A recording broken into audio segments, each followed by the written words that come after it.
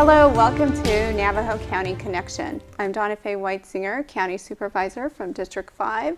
And today we're going to be talking to you about a couple of different topics. One about Sunrise Park Resort and the second one about fire. Generally, fire is a hot topic in our community during the summertime where we're talking about wildland fire, or the fall when we're preparing for prescribed burns. But winter fire is something that we often maybe overlook. So we're going to spend a little bit of time talking about that. I'm sure, just like your house, you've spent lots of time decorating and cooking and baking, getting ready for the holidays. And we've had our first fall and snow, so I'm sure many of you have started your chimneys.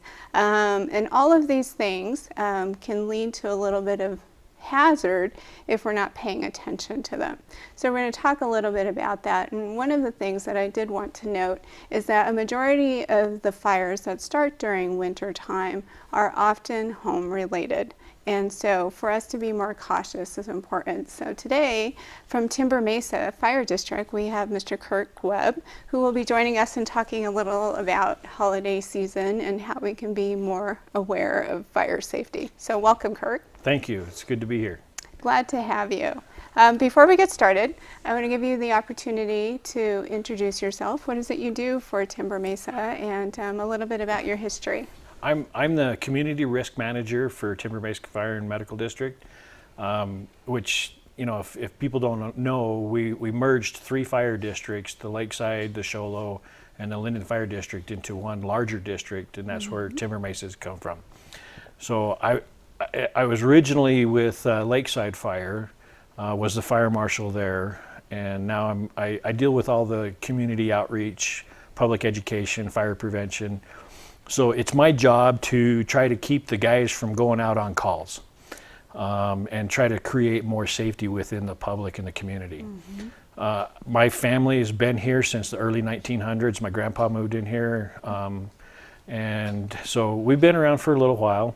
I got a few brothers that are part of the fire district, a nephew.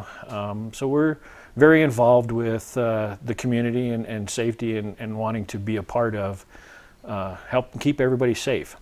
So when you're talking about fires and, you know, yeah, we transition from, you know, summertime we get the wildland fires because we live in the forest. So we have to work with the public and trying to teach them how to, you know, safely live within the wildland urban interface in the forest and what they can do around their homes to make that safer. Now we've transitioned into winter safety. Now is when we start, you know, not that we don't get structure fires throughout the year, but wintertime it does seem to be, because now you've introduced more heat sources that can create a fire in your home. Especially this time of year. Now we got Christmas and, you know, a lot of activities going on, like you said, baking. One of the most common places fires start in the home is in the kitchen, because that's where you're doing the baking, the cooking, and so there's an active heat source which can create a fire. So we always caution everybody, be careful. If you're cooking, you really need to stay in that room and watch what's going on. If you've got to leave, you go to run to the store, might want to shut things down. You know, because that unwatched, unattended, it's same thing just like a campfire that you leave. If you don't stay with it and don't extinguish it completely, now here's your heat source that can cause a home fire. Well, how tempting is it to have a turkey and it's going to cook for an hour or so, 2 hours, and you leave it in and you're like, well, I'm going to run an errand and I'll be right back. You know, and you think you're going to be okay, but being attentive to that is really important. Exactly. You know, and so that's when having a few kids, it helps out, because you can leave one of your older kids to kind of watch it for you, or if they can drive, send them to the store, right? Right. So when we're talking about winter, I guess, hazards, what are some of those hazards? We talked a little bit about baking and the kitchen factor. What are some of the other things that we should be paying attention to? Well, especially with the Christmas lights, you know, every year, how often have we used the same lights over and over from year to year? And those wires, they start to deteriorate. How often are we actually checking all the wires, making sure there's no broken wires that can cause an arc, a short, that can actually start trees on fire. I see lights across mantles all over the place in the house, and if you've got a bad wire with an exposed wire, that can be a possible ignition source right there. A lot of people still go out and cut the trees down in the forest, and use a live tree.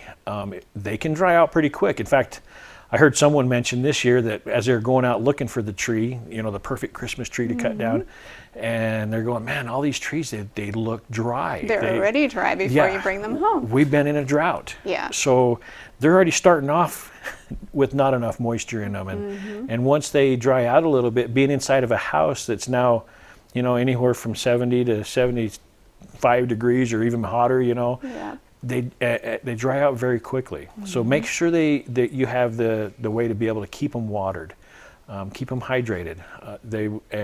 If you're taking and kind of pull on the needles and if the needles are all starting to fall off, that's a sign that it's very dry, and probably either should replace it with one that's not dry. Because they can, and there's videos out there that National Institute of Standard Technologies has put up that shows how quickly a Christmas tree fire can, just in less than a minute, it's got a room totally involved in fire. And that can be quite, scary. And then your reactive point, how quick do you react? Right. And you can't always count on being, I guess, quick enough to react to those things. Right. Especially if it's in the middle of the night, and how many people, we still find people that haven't changed the batteries in their smoke alarms. Yep. So if the smoke alarms aren't functional, and this year our focus with going into the schools was talking about how smoke detectors need to be changed every 10 years because they do not last forever. They get clogged up. How often do we clean those? And it's not like we have any dust up here, right? Right. So some of the things is paying attention to our lights, paying attention to how dry our tree is, baking, looking at our fire smoke alarm in our house and making sure it's up to date and the batteries are running. What are some of those things where we just are not privy to, in a sense that might be less common, that we're not paying attention to? Well, and one of the common things that I've seen in investigating house fires and things like that, portable heaters. And that's one. They get put, if they're anywhere within 3 feet of something combustible, that puts that combustible in a danger zone. So anything that can burn needs to be 3 foot away from any kind of portable heater, heat source, regular wood stoves, things like that. So 3 foot is a good rule of thumb. If you can get more, that's great. Make sure that the appliances that you're buying like that are United Laboratories listed, so it'll have a little circle with a UL on that. Those appliances have been tested for tip over, things like that. So if they tip over, they shut off. Different things like that. Inspect the wires. I had one fire that we investigated that the wire, the cord that was going to the plug-in, the outlet from the little heater, had gotten underneath the framework of the bed. And over time, the movement of, as we sleep and we don't, Right. I probably roll around a lot. So that little bit of movement eventually wore a hole, and that's where the fire started, was in that bad spot of the wiring. So you got to make sure you don't want to overload the outlets. Another big fire that we've had recently has been chimney fires. A lot of times we kind of forget we need to clean those chimneys, and sometimes you may have to clean it 2 or 3 times throughout the wood burning season. So those are things that sometimes we tend to forget. Others do a good job, and I even recommend that find somebody, one of these contractors that works with chimneys, that can actually send a camera up to check the integrity of the pipe, because metal and heat, eventually the heat wears down the metal, gets it to where it starts having holes, and the metal is fatigued. I would have never considered that. So when we're talking about looking at, if it's deteriorating, what do you think is the average lifespan of a chimney?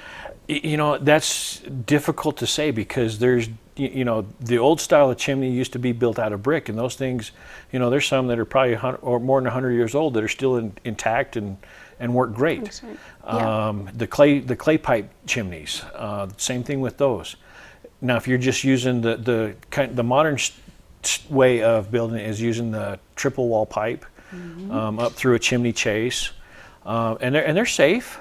But here again, that metal over time, and depending on how hot fires you get. So some people, I know when I was at home with mom and dad and the family, there were times that the stove was cherry red because Right. it was so hot. It's like, I can relate to that. That's very true. and of course, luckily I think if we had had one of those metal chimneys, I think we might have had a few chimney fires. Oh, yeah. Luckily, we had the old style built out of brick, and it was fire rated brick too. So things like that, so when you're going to build a house, maybe think about those kinds of things. Yeah, it might be a little more expensive at the beginning to build that way, but some of that old style building is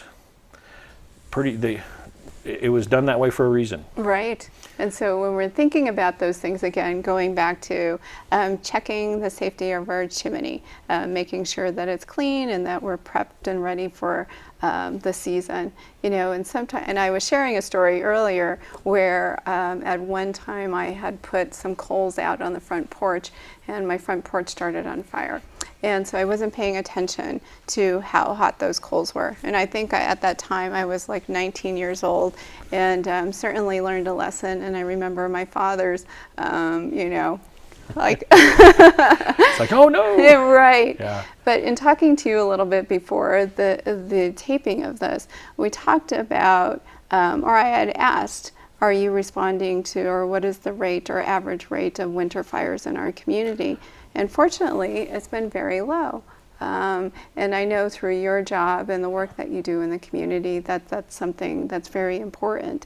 And so we hope that we continue to see those kinds of numbers and not to see our families at risk, and that we're being more cautious about some of those fire hazards. And one of the things that I didn't consider is lights and the wiring. Certainly, how many of us have those old lights that we've had for 10, 15, maybe even 20 years? Right. Yeah. Yeah, so inspect them, and and they're relatively inexpensive these days for lights. So maybe it's a good time to throw all the old ones out and start over. It's a good idea. And now with all the LED lights, Yeah. it's kind of an enticing thing to do. Right. Well, and if you do it as a project wait till after Christmas and buy some then, because they usually go on sale. So then you kind of prepare for next year type of deal. But yeah. Going through and the LED lights, they produce less heat, and they also use less electricity. Oh. So you can look at it a cost savings down the road too. So, So before we wrap this up, are there any other suggestions or things that we may have overlooked in our discussion? Well, you mentioned with your own experience about ashes taking them out, putting them on the porch, and that is another common occurrence that we see. Especially, we've got a lot of homes that are now being used as vacation rental homes. And so people that may come up out of the valley, they don't really get a chance to have fireplaces and things like that. So it's a novelty to them, and maybe they don't understand. So maybe recommending to some of these vacation rental property owners the proper way to dispose of ashes. Because putting them onto the porch like that, we had one a couple of years ago that took the entire house because of that. And and it's needless and senseless. So we recommend that they go into a metal container, and the metal container is out in an area away from anything that's combustible, because those ashes, they can actually stay hot 2-3 days, even up to a week.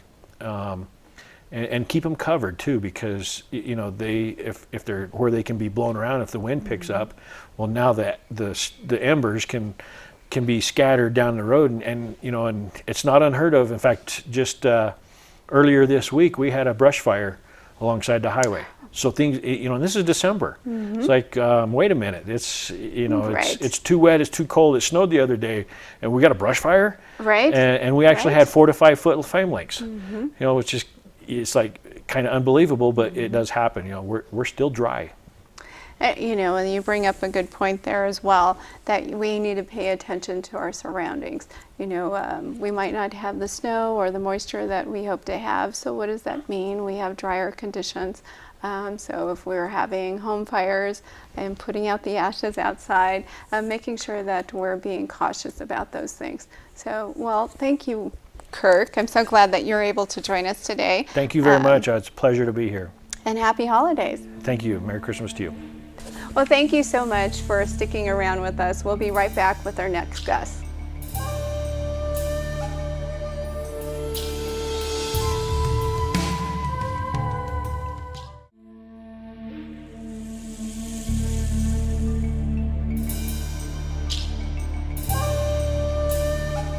Welcome back to Navajo County Connection. Today we're going to switch things up a little bit, and we have 2 separate segments. We did our fire segment, and we're going to do a small segment on Sunrise Park Resort, but we're also going to be joined by Adam Wolfe, who's the Navajo County Communications Manager. Is that right? I get all those things tongue-tied.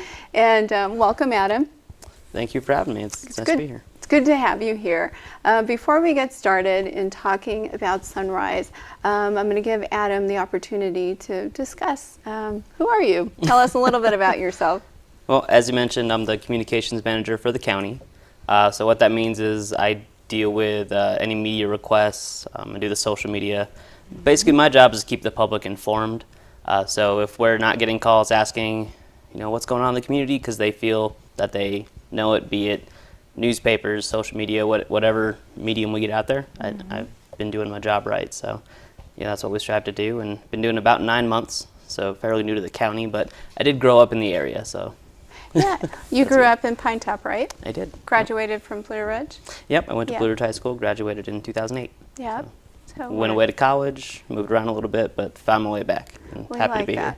We like that. We like to have local people who go out and, experience and go to college and come back. And it's been good to have you on board and helping us to, one, better educate the community about Navajo County and what it is we do, and just the public on what's happening in the community and how do we keep the community more informed. So welcome aboard. Well, thank you, and it's been great coming back because few people get the chance to come back to their hometown, especially when they grow up in a small area, and really try to make positive change there. And it's been amazing so far. That's very true. You are very blessed to have that opportunity. I'm sure there are many people who would desire to be able to, go away and then come back and being able to support the community in some capacity in a positive way. So glad you're able to do that. I am as well. So today we're going to, like I said, the format is a bit different, and Adam is going to take the reins in a sense, and he's going to interview me. So I'll turn it over to you. Mixing it up a little bit. Yeah. Well, you know a little bit more about Sunrise Ski Resort than I do, so it wouldn't make any sense for me to answer the questions. I don't know. So for starters, you are on the Sunrise board, correct? Yes, I've been a member or a support to Sunrise Park Resort since 2013, and have acted as the chairperson of the board for the last 2 years. And so grateful to the White Mountain Apache tribe and being able to support me in those efforts and being a part of championing something that's so important to them. So yes. Great. Yeah, well, I'm one of those people who just can't wait for it to open every year. Yeah. I grew up a half hour from it. I was every weekend, every half day at school out. I was at Sunrise. So we've had a little bit of snow in the area. What are conditions like up there right now? Well, we would love to have more snow. Always. Always would love to have more snow. Currently, we have one mountain open, which is our main mountain, or Sunrise. Looking to have the others open here soon. But again, it goes back to conditions. We've had one snow that we can kind of record in a sense, and I think that was right after the Thanksgiving break, And that was, we're so thankful to have that. And what happens is, I learn more about the ski industry every year, and about, what does it take to manage the mountain, and what does it take to make snow? How does the mountain become operational? What are some of the things that we look for? Maybe some of those hazards like rocks and so forth. And so in wet snow and dry snow and all of these things and what they mean to the mountain. And so when we had that particular snow, we were so grateful because it came with almost like it was a cold snow. And we had several days of cold days. I don't know if you remember that, but it was kind of nice to have those freezing cold days. But that acts as a benefit to the mountain because we can make snow. And that first initial drop allows to act as a blanket for the man-made snow.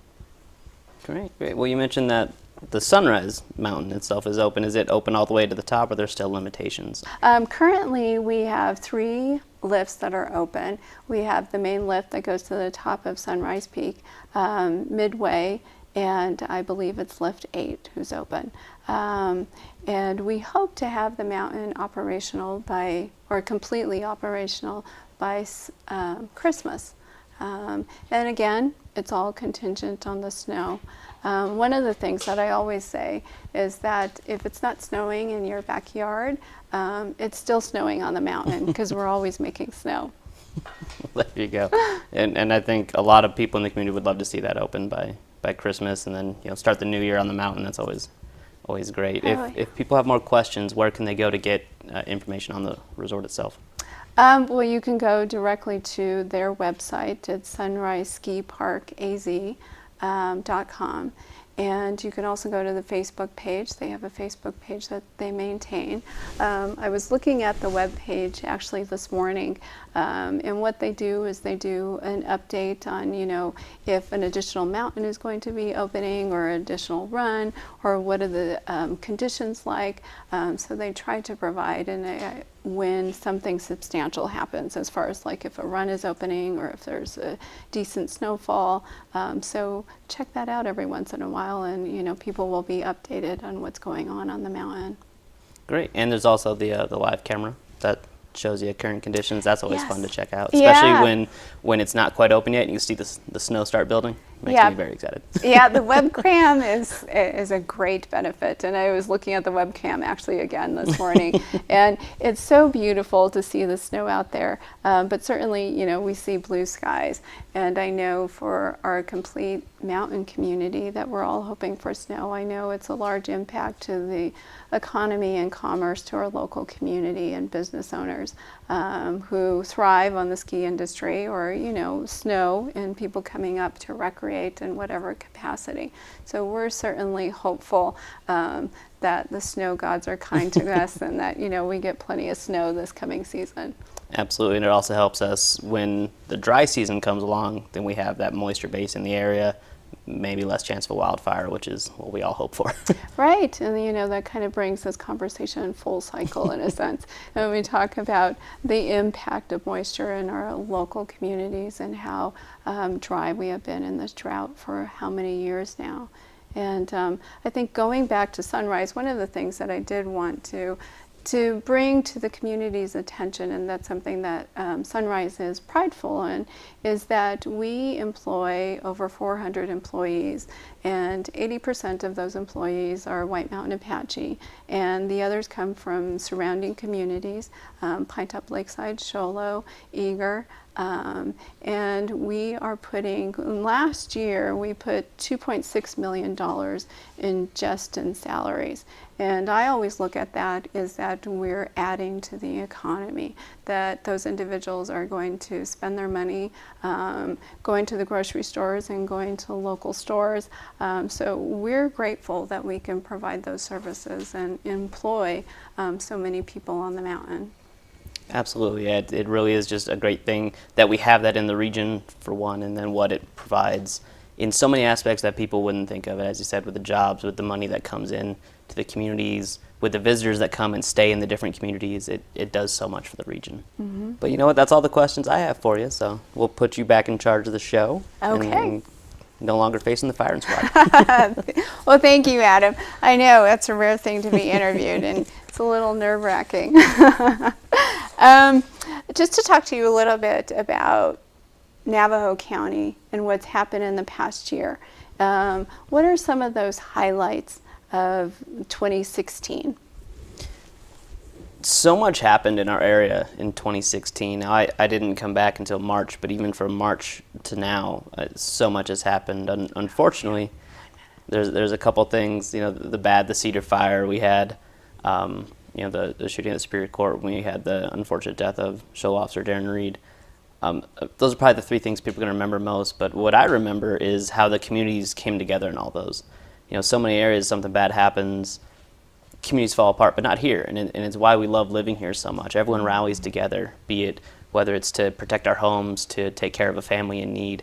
We rally together, and then, situations like who knew we had so many parades in the area? I in my position, you get the opportunity to go to so many of those things, and things like the Navajo County Fair and a lot of different events, and you just experience so much of the culture that I never even knew existed, and I grew up here, so that's what I take from it, is just the unique nature and the diversity of the events we have, of the people we have. That's what I hope people remember from 2016 is all the good things, not the couple events we had that sort of shook the community, but the fact that we all came together and really just united up here on the mountain. It's been tremendous to see. I have to agree with you. In the years of service and being supervisor for the past 4 years, it certainly has been a blessing to be able to see it from a different perspective and seeing our community and their capacity. Their greatest strength is really about coming together, about service for one another, and not only in just neighbor to neighbor, but you see this in industry to industry partnerships and organizations. And I've been so grateful to be able to see the community from a different perspective. And I agree that we have a lot to learn from our local neighbors, that we can pick up those traits and begin to help one another. The show today and the format was a bit different, and it's kind of nice to change things up a little bit. And we're grateful to talk a little bit about fire safety and how we can be safe over the winter season, talking about Sunrise Park Resort and how that impacts our local community, and maybe the things that we can look forward to in going up and recreating, and joining us, or having Adam join us today and talking about just some of the highlights of the past year. So thank you for joining us, and I look forward to seeing you next time.